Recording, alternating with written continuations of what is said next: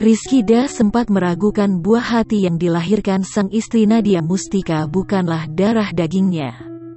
Bahkan sempat beredar kabar bahwa Rizky hendak melakukan tes DNA untuk membuktikan keraguannya tersebut.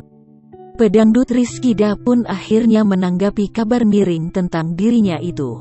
Saat itu, Astrini Putri membacakan sebuah berita tentang Rizkyda yang beredar di dunia maya.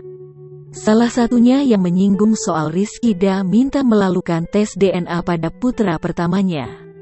Rizky, wajah sudah mirip, tapi Rizkyda masih ngotot minta tes DNA bayi Nadia Mustika.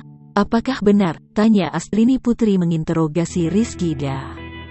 Pemilik nama asli Rizky Syafarudin ini dengan tegas membantah kabar tersebut. Menurut Wendy, secara fisik Syaki yang telah berusia 2 bulan ini sangat mirip dengan Rizky. Seolah ingin menghindari pertanyaan tersebut, Rizky justru membalikan pertanyaan Wendy.